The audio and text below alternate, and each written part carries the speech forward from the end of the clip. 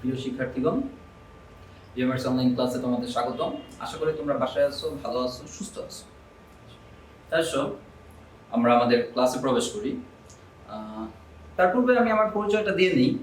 আমি মামুনুর রশিদ, সহকারী অধ্যাপক, বাংলা বিভাগ, ডক্টর মাহবুবুর রহমান, মোল্লা কলেজ।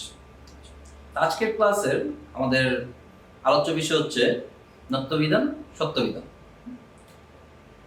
তো প্রথমে আমরা নত্যবিধান সম্পর্কে আজকে আলোচনা করব। নত্যবিধানটা কি, আসলে কি নত্যবিধান? তৎসম শব্দের বানানে নয়ের সঠিক ব্যবহারের নিয়মই হচ্ছে নত্যবিধান। আবারও বলছি, তৎসম শব্দের বানানে নয়ের সঠিক ব্যবহারের নিয়মই হচ্ছে নত্যবিধান। আমাকে তৎসম শব্দটা কি আশা করি অনেকেরই জানা আছে, তাও আমি আবার বলে দিচ্ছি। তৎসম শব্দগুলো হচ্ছে সংস্কৃত ভাষা থেকে যে শব্দগুলো কোনো ধরনের পরিবর্তন ছাড়াই বাংলায় প্রবেশ করেছে তাদেরকে আমরা বলি তৎসম শব্দ। ফলে এই তৎসম শব্দের কোথায় মূর্ধন্য ন ব্যবহার করা হবে সেই নিয়মটাই হচ্ছে নত্যবিধান। প্রথম নিয়মটি আমরা দেখি যে রি র মূর্ধন্য স এরপরে মূর্ধন্য ন হয়।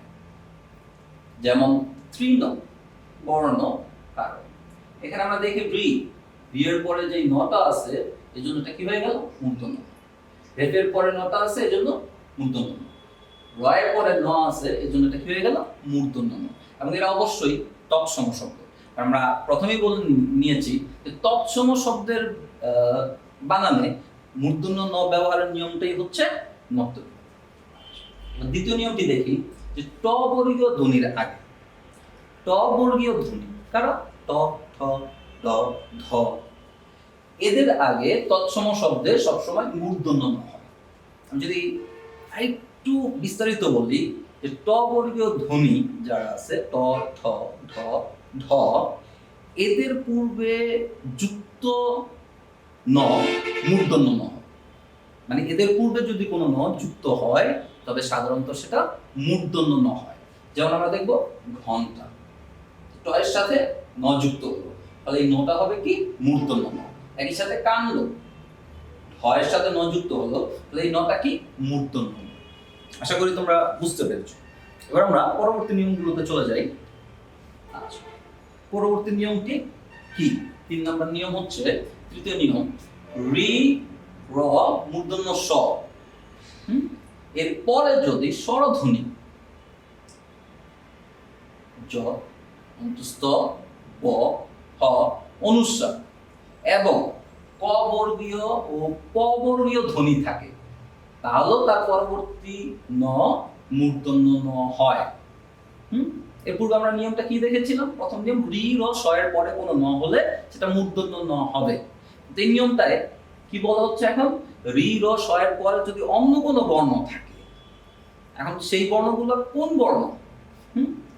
সব বর্ণ, অন্য যে কোনো বর্ণ থাকলে যে রি র স এর পরে একটা বর্ণ তারপর মূর্ধন্য ন, ব্যাপার তেমন না। বিষয় হচ্ছে রি র স এর পরে যদি স্বরধ্বনি থাকে, যে পূর্বে রি র স আছে এরপরে স্বরধ্বনি অথবা এই 4টা বর্ণের ঝ অন্তস্থ ব হ অনুস্বার এবং ক বর্গীয় ধ্বনি অথবা প বর্গীয় ধ্বনি, এদের কোনো একটা বর্ণ থাকে তাহলে তারপরে যদি কোনো ন হয় সেই নটা হবে মূর্ধন্য ন। যেমন আমরা দেখি কৃপ, কয় রিকার? এই রি এর পরে কে আছে? প। ফলে এর পরেও যদি কোনো ন থাকে, এই ন আছে, সেই নটা হয়ে যাবে কি? মূর্ধন্য ন। একসাথে ব্রাহ্মণ, ব্রাহ্মণ। এবার আমরা 4 নম্বর নিয়মটি দেখি যে কতগুলো শব্দে স্বভাবতই মূর্ধন্য ন হয়। আসলে এরা হয়ে আসছে, হবে, এ হচ্ছে নিয়ম যে স্বভাবতই মূর্ধন্য ন হবে। যেমন লব, ম, বিনা, এই শব্দগুলোতে হয়ে আসছে, হবে।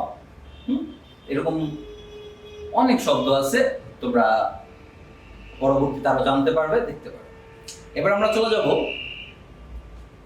সত্যবিধান। যে সত্যবিধানটা কি? একই রকম, তৎসম শব্দের বানানে মূর্ধন্য স এর ব্যবহারের নিয়মই হচ্ছে সত্যবিধান।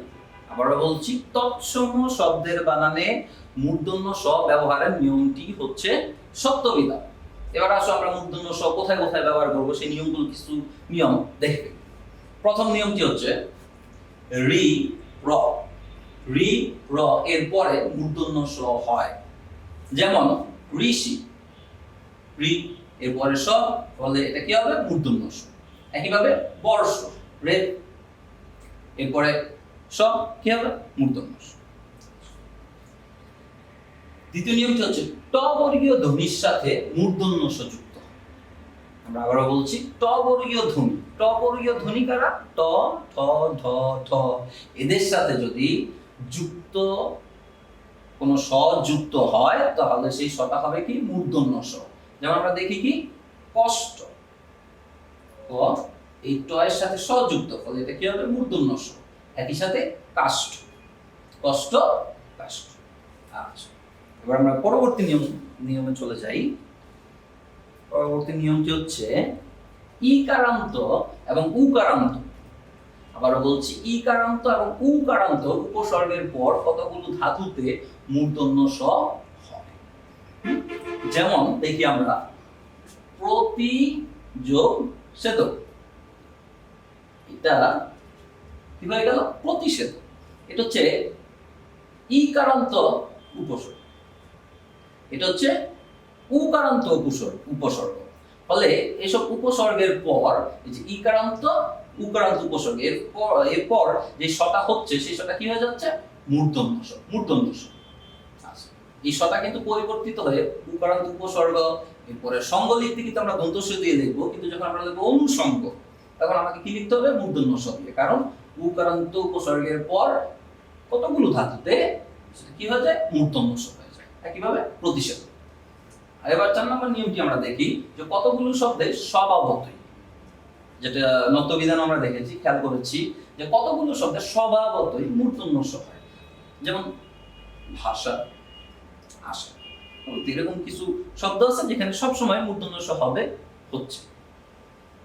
আচ্ছা, তো আমরা এই পর্যন্ত শিখলাম, আজকের ক্লাসে শিখলাম নত্যবিধান, সত্যবিধান সম্পর্কে। তার পূর্বের ক্লাসে আমরা শিখেছি যে তৎসম, অতৎসম শব্দের বানানের নিয়ম। আচ্ছা, এবার এই ক্লাসগুলো মিলে আমরা দেখব যে আমরা আসলে কি শিখলাম বাংলা বানান সম্পর্কে। আর বাংলা বানান যদি আমরা ভুল করি তাহলে ব্যাপারটা কেমন হয়, কেমন লাগে দেখতে শব্দের বানান যদি ভুল হয়, তাহলে এখন আমরা সেই বিষয়টা দেখব। আচ্ছা, প্রিয় শিক্ষার্থীগণ, আমরা বানানের নিয়ম, বিভিন্ন নিয়ম সম্পর্কে জেনেছি। প্রথমে আমরা বলে নিয়েছি যে বানান কেন প্রয়োজন, কেন শিখব।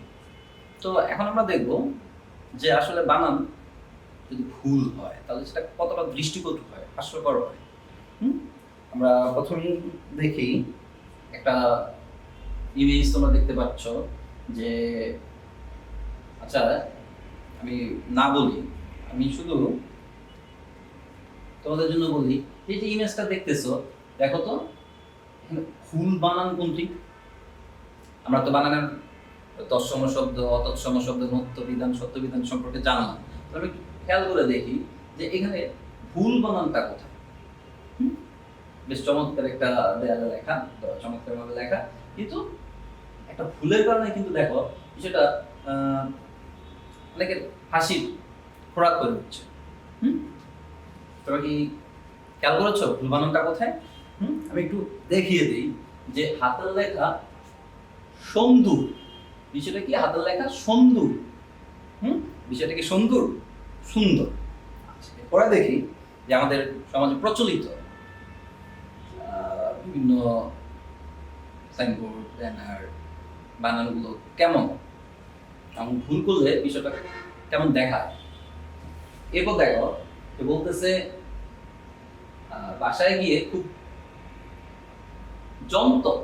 যন্ত সহকারে পড়া। হ্যাঁ, বাংলা খেয়াল করো, যন্ত। বলতেছে কি যন্ত্রণা না হলেই মানে ঠিক করতে হবে, যন্ত। এরপর দেখি chemistry private care, chemistry private care, chemistry তিন। হ্যাঁ, এরপর দেখি চমৎকার একটা ব্যানার, যে চটপটি ফুচকা বার্গার। ক্যাপশনটা কি দিল? বাহ বাহ। বানানের কি অবস্থা। আচ্ছা, এরপর দেখতেছো ঘি ভিন্ন ধরনের চকলেট। বানানের অবস্থা দেখতেছো তোমরা। আশা করি এইখান থেকে এগুলা দেখে তোমরা যেমন হাসছো, তোমরাও যদি কিছু ভুল দেখো তাহলে কিন্তু একজন দেখে হাসবে। বানানটা আমাদেরকে অবশ্যই কি করে লিখতে হবে? শুদ্ধ করতে হবে, যেমন নিয়মগুলো ভালো করে জানতে হবে। দেখি প্রিয় শিক্ষার্থীরা, এবার আমরা এই ছবিটি খেয়াল করি। এই ছবিটি যে বানানটি দেয়া আছে, এই বানানটি উচ্চারণ করাটাই কিন্তু বেশ কঠিন একটা ব্যাপার। আচ্ছা, তো আশা করি তোমরা এরকম বানান লিখবে না, যেটা উচ্চারণ করাই অনেকটা কষ্টকর, কষ্টের কারণ হয়। পরবর্তী এটি দেখি, আমরা ছবিটি দেখি, কি লেখা? দোয়া করে ধাক্কা দিবেন, দোয়া চাচ্ছি। আচ্ছা, যদি এরকম লেখা থাকে কি হয় কে জানে। আচ্ছা, পরবর্তী ছবিটি দেখি, একটা সাইনবোর্ড টানানো হচ্ছে, যে উন্নয়নের কাজ চলিতেছে। এর পরের বানানটি উচ্চারণ করাটা কিছুটা কষ্ট, যে সাময়িক অসুবিধার জন্য আমরা দুঃখিত। আশা করি তোমরা ভুল বানানটি খুঁজে পেয়েছো। আচ্ছা, এবার আমরা তাহলে পরবর্তী ছবিটিতে চলে যাই। দৃষ্টি আকর্ষণ করছে। দৃষ্টি আকর্ষণ, দেখো এখানে এই যে ছবিটি, ভুলের পরিমাণ আশা করি তোমরা বুঝতে পারছো যে কি পরিমাণ ভুল এই ছবিটিতে আছে, এবং এই ভুলের পরিমাণ দেখে তোমরা অবশ্যই নিশ্চয়ই নিজেরাই হাসছো। ফলে আমরাও যেন বানান ভুল না করি এবং কারো হাসির কারণ না হয়। পরবর্তী ছবিটি দেখি আমরা সবচেয়ে ভয়ানক একটা ছবি। ভয়ানকই বলছি আমি, যে কি বলতেছে তারা? টুলেট লাগানো, সেটা আমরা সচরাচর দেখি বাসা বাড়িতে টুলেট লাগানো। হ্যাঁ, যে কি করা হবে? ভাষা ভাড়া দেওয়া হবে। উনি কি ভাড়া দিবেন? ভাষাকেই ভাড়া দিয়ে দেবেন। আচ্ছা, তো আমরা চাই যে তোমরা এরকম যে দেখছো এরকম ভুলগুলো থেকে বেঁচে থাকো, অন্যের হাসির খোরাক হয়েও না। তো আরো দেখতেছি, দেখো যে পৃথিবীর শ্রেষ্ঠ আদালত মানুষের বিবেক, এই যদি হয় অবস্থান। এরপর দেখছো আসেন বন্ধু বাড়ি যায়। আমরা কিন্তু বাড়ি বানানটা শিখেছি, আমাদের যে ক্লাস হচ্ছে বানানো, সেখানে আমরা কিন্তু জানি বাড়ি বানানটা কিভাবে লিখতে হবে। তারপর দেখতেছো দুঃখে যারা হাসতে যান তাদের দুঃখ নেই, দুঃখ নেই। ভুল বানানগুলা তোমরা খেয়াল করতে পারছো? এটা হচ্ছে তোমাদের জন্য কাজ। খেয়াল করো, শব্দগুলো লিখে রাখো, যেটা তোমার মনে হচ্ছে যে এই বানানটা হয়তো ভুল, সেটা লিখো। এরপর তুমি খুঁজে দেখো, তাতে কি হবে? তোমার কিছু শুদ্ধ শব্দ শেখা হবে। এই যে এই সময়টাতে আমরা অনেকেই প্রচুর সময় পাচ্ছি, এই সময়টা যদি একটু শেখার কাজে ব্যয় করি, সেটা কিন্তু আমাদের সবার জন্যই ভালো। এরপর দেখো এইরকম ছবি বা এরকম চিত্র কিন্তু আমরা প্রায়ই দেখি, যে চিকেন কর্ন স্যুপ। আচ্ছা, এরপর দেখতেছো ট্রাকের পেছনে লেখা যে নিজে বাঁচুন অন্যকে বাঁচান। আশা করি খুব কি বলি আমরা, যে আমাদের সচরাচর ব্যবহৃত যে শব্দগুলো সেরকম খুব স্বাভাবিক শব্দ। আশা করি তোমরা ভুলগুলো দেখতেছো। আর যে শব্দগুলো তোমাদের মনে হচ্ছে যে সমস্যা, লিখে রাখো, শুদ্ধ শব্দটা খুঁজে বের করবে, তাহলে তোমার শিখা হবে। আচ্ছা, তো আমরা বানানের ক্লাসে তৎসম অতৎসম নব্য সত্য কিছু নিয়ম শিখেছি। এবার আমরা দেখবো যে নিয়মগুলো যে শিখেছি, এবার শেষ বেলায় এসে দেখবো যে তোমাদের সেগুলো কতটুকু মনে আছে। আমরা এখানে কিছু উদাহরণ রেখেছি, এবং এখানে একটা দেখো প্রশ্নবোধক চিহ্ন আছে। আমরা দুইটা করে বানান দিয়েছি একই শব্দের, যে আসলে কোন বানানটি ঠিক তোমার কাছে মনে হচ্ছে। আমরা যে নিয়মগুলো দিয়েছি সেই নিয়ম অনুযায়ী তোমাদের কাছে মনে হচ্ছে যে কোন বানানটি ঠিক। এইটা থেকে আমরা ঠিক আসলে তোমরা বুঝতে পারবা যে নিয়মগুলো সম্পর্কে তোমরা কতটুকু ধারণা পেয়েছো বা বুঝতে পেরেছো। যেমন আমরা প্রথমেই যে শব্দটি দেখছি যে সূচিপত্র, সূচিপত্র শব্দটা দুইটা বানান দেয়া আছে। এখন তোমাদের কাছে কোনটা ঠিক মনে হচ্ছে, কোন নিয়মটা তোমাদের কাছে, কোন বানানটা তোমাদের কাছে মনে হচ্ছে ঠিক? এক্ষেত্রে আমরা তোমাদের আবার একটু স্মরণ করিয়ে দিই যে আমরা বলেছিলাম কি তৎসম শব্দের যেই নিয়ম বলেছিলাম যে হ্রস্ব দীর্ঘ উভয় শুদ্ধ হলে বা হ্রস্ব দীর্ঘ উভয়ই শুদ্ধ হলে সেক্ষেত্রে আমরা কি করব? হ্রস্ব স্বরগুলো ব্যবহার করব, আর অতৎসম শব্দের বেলায় আমরা দীর্ঘস্বর ব্যবহার করব না, মানে দীর্ঘ ইকার বা দীর্ঘ উকার। আচ্ছা, তো আশা করি সেক্ষেত্রে তোমরা বুঝতে পেরেছো যে এখন আমরা কি দিয়ে লিখবো? সূচিপত্র হ্রস্ব ইকার দিয়ে শুদ্ধ। একইভাবে আমরা দেখতেছি উষা বানান, উষা বানানের সাথে আমরা কম বেশি সবাই পরিচিত। এটাও দুইটা ভিন্ন উপায়ে লেখা আছে, দুইটা বানান লেখা আছে। তোমাদের যে নিয়ম আমরা বলা হয়েছে সেই নিয়ম খুঁজে বের করো যেটা আসলে কি হবে। একসাথে কার্তিক, কার্তিকের বেলায় কোন নিয়মটা হবে? এটা একটা বাংলা মাসের নাম আমরা জানি, এটা খুব সহজ একটা শব্দ এবং বেশ আমাদের পরিচিত শব্দ। আশা করি যে শুদ্ধ বানান করতে বেশ সহজেই বুঝতে পারছি যে কার্তিক। উষা, আচ্ছা উষার বেলায় কিন্তু শুদ্ধ বানান এখন আমরা এটাকেই বলবো উষা। কার্তিকের বেলা আমরা কি বলেছিলাম যে রেফের পর ব্যঞ্জন বর্ণের দ্বিত্ব হবে না, দ্বিত্ব মানে দুবার লেখা হবে না। তো কার্তিকে যেটা রেফ, এরপরে তো আমরা দুইবার লিখবো না, তো যে বিষয়টা এটা তো আমরা লিখবো না, আমরা কি লিখবো? এইটা একবার তো লিখবো, ফলে শুদ্ধ বানান বুঝতে পারছো। আচ্ছা প্রিয় শিক্ষার্থীরা, আমরা বানানগুলো দেখছিলাম যে আচ্ছা এরপর আমরা আসতেছি কিসে? অঙ্ক। অঙ্কের বেলায় দুইটা বানান লেখা আছে, বেশ পরিচিত একটা শব্দ। আমরা কোনটা লিখব?